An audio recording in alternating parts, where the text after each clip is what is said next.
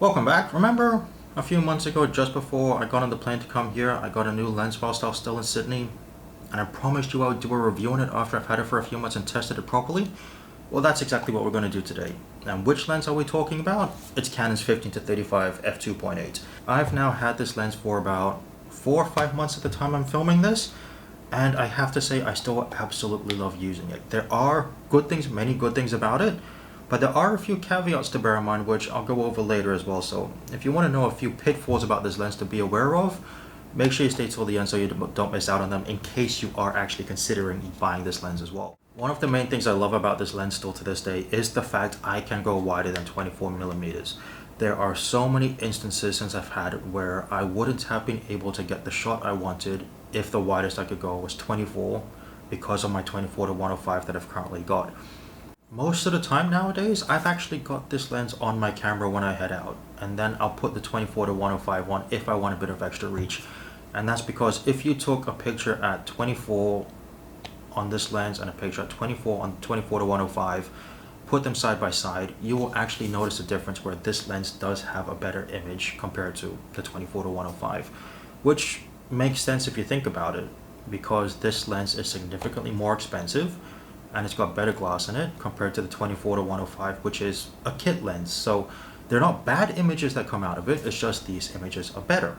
Where have I used this lens? Absolutely everywhere. I took it on a blitz before I got on the plane to come here, and I was able to walk away with quite a few shots that I'm very happy with, but also I walked away with this one, which one of my customers is very happy with, because I was now able to get both the Opera House and the Harbour Bridge in the one frame like they wanted, without needing to do panoramas and worrying about whether or not everything would stitch together properly.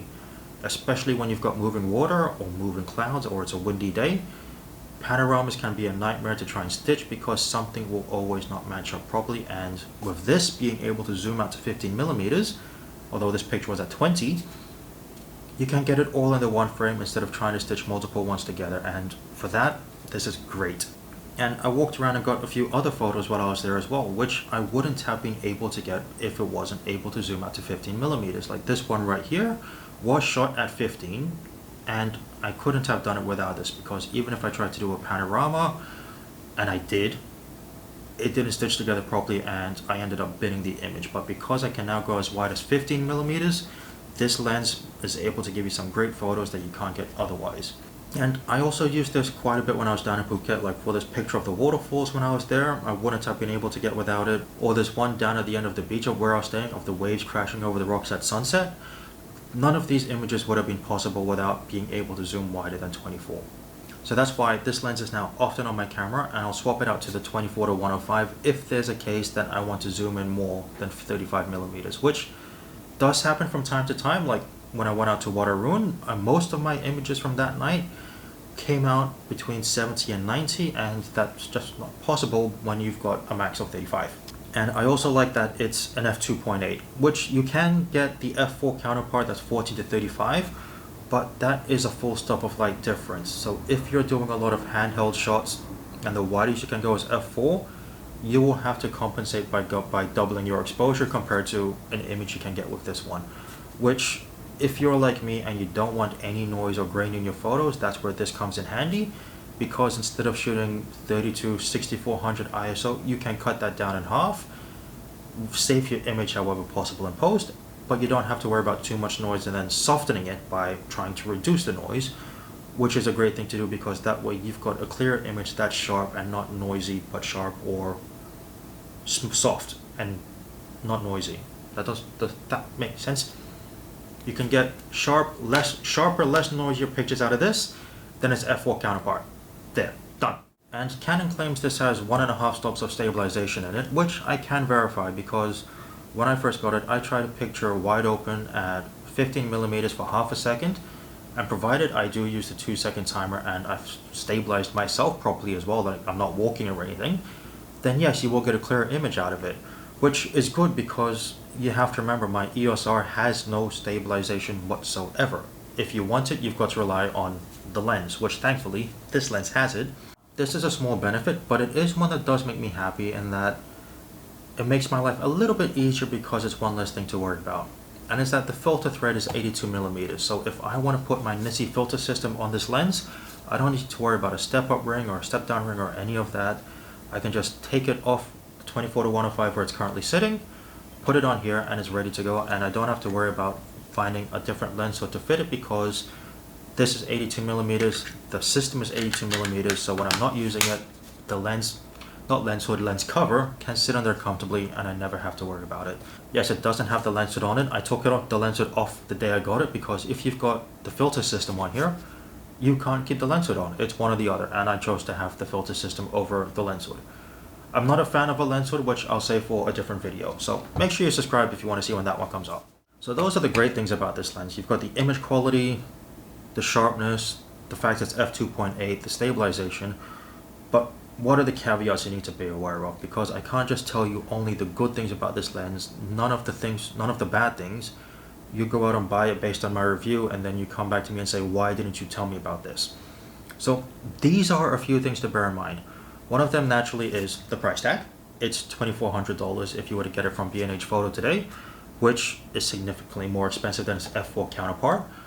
But that's something that you would have to factor in if whether or not the price tag is worth you jumping up from the f4 to the f2.8 after 5 months. I do not regret spending the extra on this at all. I'm very happy with it and I would happily spend it again if I had to get the images that I'm getting out of this one.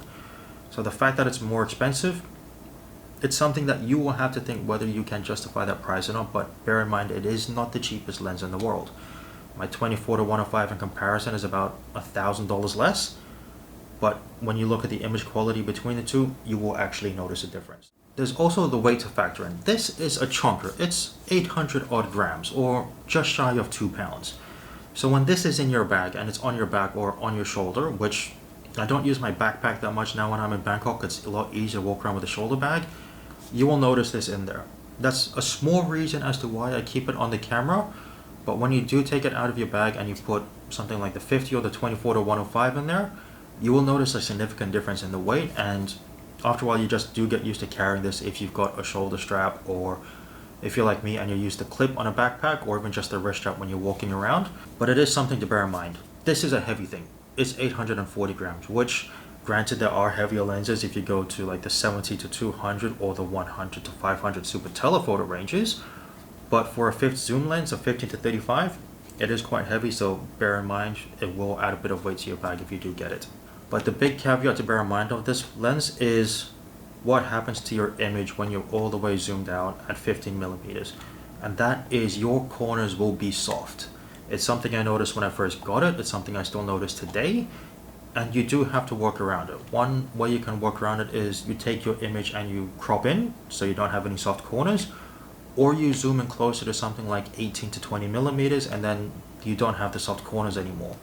But that is something to bear in mind. If you are wide open at 15 millimeters, regardless of your aperture I found, you are going to have soft corners in your images. Unless you really need to be zoomed out to 15 millimeters, see if you can work around it and zoom into 18 to 20 instead, as the widest zoom I mean, and then you won't have soft corners to contend with because there won't be any. At least from my experience. You may experience otherwise naturally. But yeah, just bear in mind, 15 millimeters zoomed out, soft corners, not the best. You will either crop or zoom in to get rid of it. Unfortunately, it's something you have to deal with this particular lens in general. And also bear in mind, when you are zoomed out at 15, your buildings are going to be leaning outwards quite a bit. It is something you can fix in post if you want to, depending on what it is you're trying to do. If it's a case where they're not going to take anything away from the image, then I'm not going to fix it in post. If it is going to take away from the image, then yes, I do fix it in post before I put it up either for sale or on social media, because you want to always present the best job you can, not that'll do and this is a half-assed job. Would I recommend this lens to someone who wants to go wider than 24? In a heartbeat. I can't say if the f4 will produce images as sharp as this at the same apertures because I haven't tested it, but what I have gotten out of here, I have not regretted this purchase at all since I got it. Yes, it's expensive, yes, it's heavy, yes, the corners are soft if you're at 15 millimeters, but there are very few times when I've actually needed to be, bar this one photo from the bridge. I've often zoomed into 18 to 20 and I've never had to worry about those soft corners again. And because I can go wider than 24, I'm able to get the images I want in one frame versus having to think, will this panorama stitch properly? And if not, am I able to go back and retake the photo? Which, going back to do the Harbor Bridge right now is a bit difficult because I'm not just in another city, I'm in another country and continent. It's a solid 9-hour flight to get there. But even just going down to Phuket, I don't know when I'm going to go again. There are so many other places Thailand has to offer, and we don't know where I'm going to end up next anyway. So that's a bit of a life update for you. Who knows where I'm going next? So for those reasons alone, yes, get this lens if you can afford it. And if you're happy to work with the fact that you've got soft corners at 15mm and you might have to crop or zoom in to compensate for that. Or if you can test out this one versus the f4, test both out and see which one you prefer. It's completely up to you and your personal situation. But you will need to decide for yourself if you can live with the pitfalls. I'm happy to live with them. I've worked around them since I've got this lens and I haven't looked back. I do not regret getting it. And will I tell someone to get it if they can? Absolutely, but I will make them aware of the pitfalls first, so that at least they're aware of it before they hand over their credit card details. I will continue to keep using this lens as often as possible, especially when I'm out and about taking photos, or definitely when I'm doing sunsets, unless it's a case like Water Rune where you have to be zoomed into 70 to 90 to get that detailed shot that you want to get because you're just simply too far away for this one. If you do have any questions about this lensing, leave a comment down below. I'll get back to you as soon as I can because I'd rather give you all the information you need before you go and buy it versus having most or just some of it, buying the lens and then not being happy with it. That's the last thing I want because, like I've said many times, this isn't cheap and I'd rather you have all the information that you need before you go buy it. And if you have liked this video, please do give it a thumbs up. That will be greatly appreciated. And if you want to see where we head off to next week, don't forget to hit that subscribe button and tick that little bell. That way you'll get a notification when a new video is released. But I'll leave it there for now. I'm going to go use this lens a bit more around here in Bangkok, and I'll see you next week. Have a good one.